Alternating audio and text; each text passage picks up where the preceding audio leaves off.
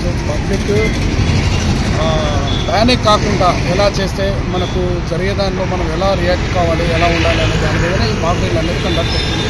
Emergency siren వచ్చినప్పుడు లైట్లు of చేయడం కానీ, విండోస్ డోర్స్ క్లోజ్ చేసుకొని అంత ప్యానిక్ కాకుండా మంచి చూసుకోవడానికి ఈ ముందు అవేర్నెస్గా ప్రకటించింది.